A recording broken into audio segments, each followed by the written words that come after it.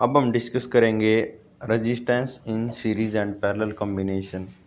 तो यानी कि रेजिस्टेंस को सीरीज़ और पैरेलल में हम कॉम्बिनेशन को यहाँ पे डिस्कस करेंगे। तो जो सबसे पहला कॉम्बिनेशन है वो है रेजिस्टेंस इन सीरीज़ कॉम्बिनेशन। तो देखिए यहाँ पे जो रेजिस्टेंस को सीरीज़ में लगाएंगे तो उसके लिए हम जो इक्विवेलेंट रेजिस्टेंस होगा उसकी वैल्यू निकालेंगे। तो सबसे पहले हमने 3 रेजिस्टेंस लिए, एक R1 लिया, एक R2 लिया, एक और R3 लिया। इन तीनों को सीरीज़ में लगाया तो सीरीज़ में जो रेजिस्टेंस कनेक्ट होंगे वो इस तरीके से कनेक्ट होंगे।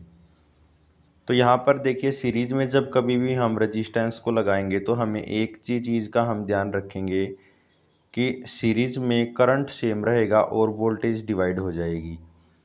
तो जब भी वोल्टेज डिवाइड होगी तो हम मान लेते हैं कि जो ये R1 है इसके अक्रॉस जो वोल्टेज है वो V1 है, R2 के अक्रॉस जो वोल्टेज होगी वो V2 होगी और जो R3 होगा उसके अक्रॉस जो वोल्टेज होगी वो V3 होगी।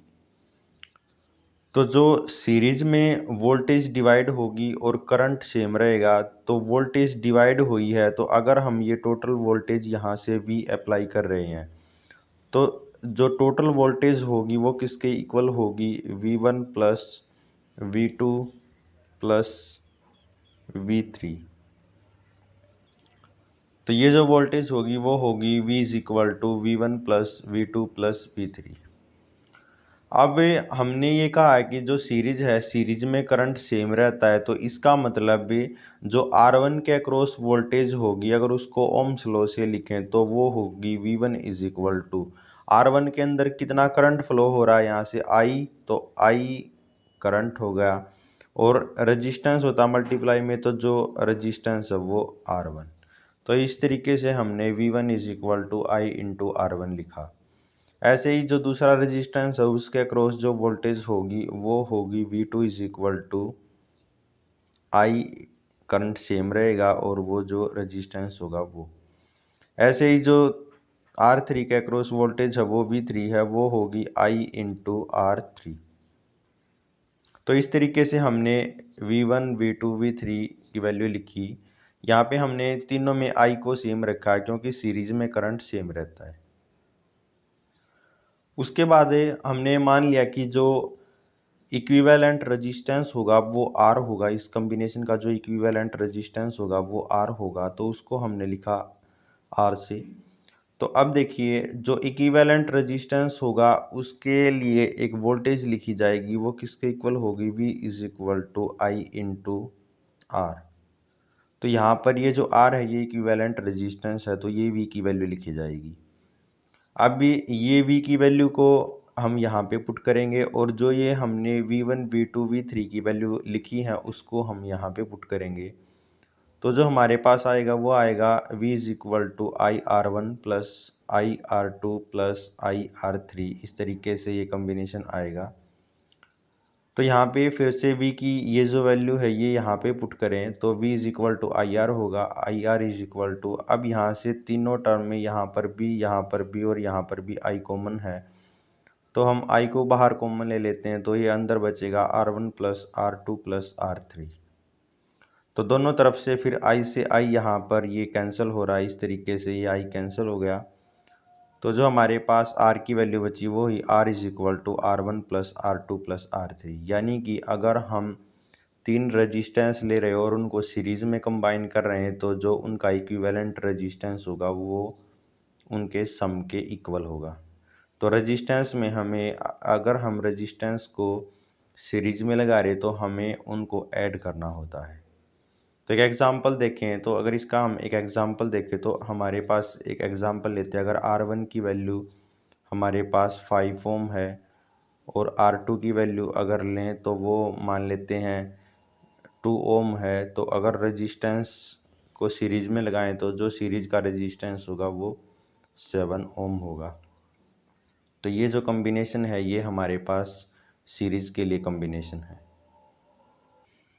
उसके बाद हमारे पास अगला जो कॉम्बिनेशन आता है वो है रजिस्टर्स इन पैरेलल। यानी कि रजिस्टेंस को जब हम पैरेलल में कनेक्ट करते तो जो इक्विवेलेंट रजिस्टेंस होता है वो क्या होता है। अब देखिए इसमें ये बात ध्यान रखनी होती है कि पैरेलल में करंट डिवाइड होगा और वोल्टेज जो है वो सेम रहेगी। अब देखिए यहाँ पे ये हमने 3 रजिस्टेंस लिए हैं R1 R2 R3, इन तीनों को इस तरीके से पैरेलल में कनेक्ट किया है। अब तीनों रजिस्टेंस हैं वो पैरेलल में कनेक्ट हैं, तो जो तीनों के अक्रॉस जो वोल्टेज है वो V है, तो तीनों के अक्रॉस जो वोल्टेज होगी वो सेम रहेगी। लेकिन जो करंट है, करंट की डिवीज़न हो रही है, तो जो फर्स्ट है उसमें जो करंट पास होगा वो I1 होगा यहाँ इस तरीके से, और जो सेकंड ब्रांच है उसमें जो करंट पास होगा वो I2 होगा, और इस तरीके से जो थर्ड ब्रांच है उसमें जो करंट पास होगा वो I3 होगा। तो इस तरीके से जो करंट है वो डिवाइड हो जाएगा, और यहाँ से जो करंट जा रहा था वो I था। तो जो I करंट होगा, टोटल करंट होगा, वो किसके इक्वल होगा, वो होगा I1 plus I2 plus I3। तो जो I की वैल्यू होगी वो I1 plus I2 plus I3 होगी। इस तरीके से जो हमारे पास टोटल करंट है वो है I1 plus I2 plus I3।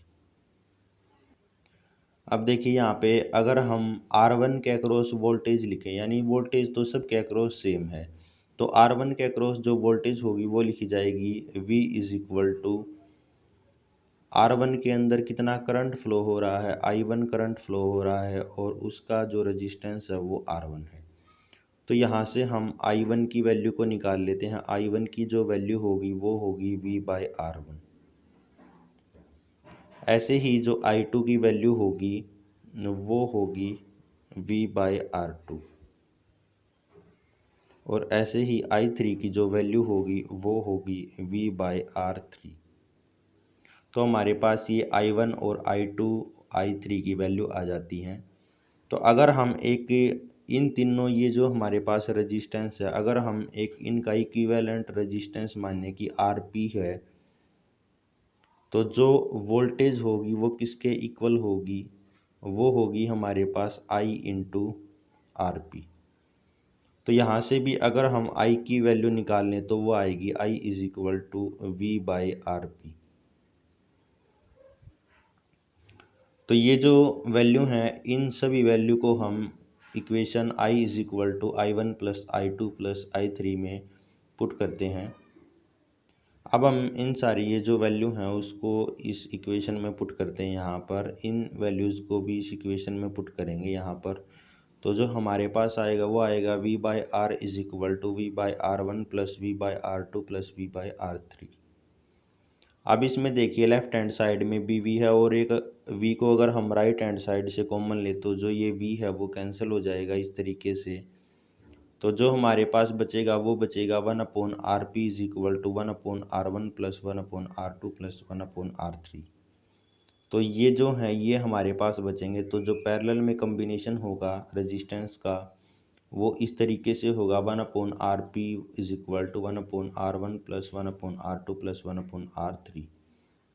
तो इसका मतलब ये है कि कभी भी हम रजिस्टेंस को पैरेलल में लगाएंगे तो उनका जो इक्विवेलेंट रजिस्टेंस होगा वो कम हो जाएगा। सीरीज़ में रजिस्टेंस ज़्यादा हो जाता है, पैरेलल में अगर हम रजिस्टेंस लगाते हैं तो उनका जो इक्विवेलेंट रजिस्टेंस होगा वो कम हो जाएगा। उसके बाद हमारे पास अगला जो टॉपिक आता है वो आता है इलेक्ट्रिक फ्यूज़ का। इसको हम सभी घरों में यूज़ करते हैं। तो देखिए क्या होता है, it is a safety device that protect our electrical appliances in case of short circuit और ओवरलोडिंग। कभी भी हमारे घरों में जैसे शॉर्ट सर्किट हो जाता है, ओवरलोडिंग हो जाती, तो ये जो हम घर में अप्लायंसेस यूज़ करते हैं या डिवाइसेस यूज़ करते हैं तो उससे ये प्रोटेक्ट करता है। अब देखिए ये क्या होता है, ये किससे बना हुआ आता है, ये प्योर टीन और alloy of copper and teen से मिलके बना हुआ होता है। इसको हम लाइव वायर के साथ सीरीज़ में कनेक्ट करते हैं। फ्यूज़ को हमेशा हम लगाएंगे वो सीरीज़ में कनेक्ट होगा।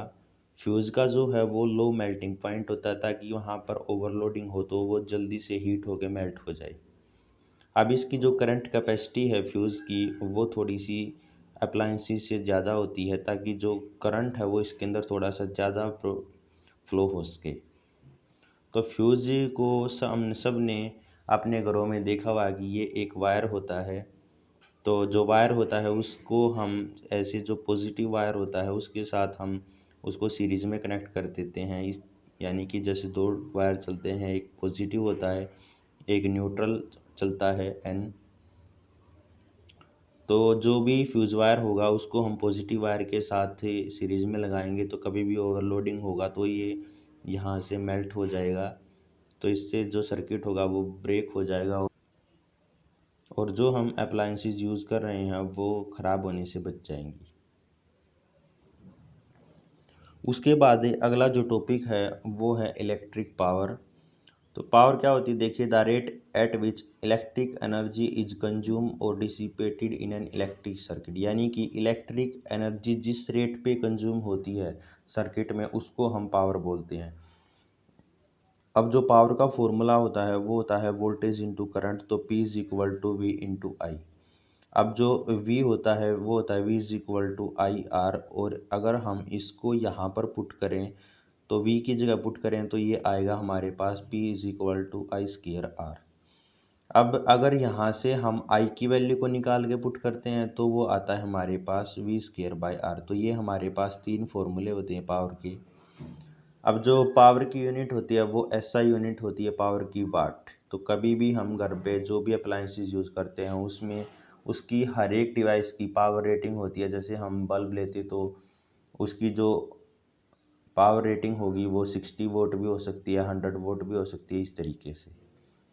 तो पावर का फॉर्मूला हमने बताया कि वोल्टेज इंटू करंट। अब अगर हमें 1 वोल्ट को डिफाइन करना हो तो हम कैसे करेंगे, हम वोल्टेज को भी 1 लेंगे यानी कि 1 वोल्ट होगा और करंट को भी 1 एम्पियर लेंगे। तो पावर को 1 वोल्ट कब कहेंगे, जब 1 वोल्ट वोल्टेज से 1 एम्पियर का करंट प्रोड्यूस होगा तो उस टाइम हम पावर को 1 वोल्ट कहेंगे।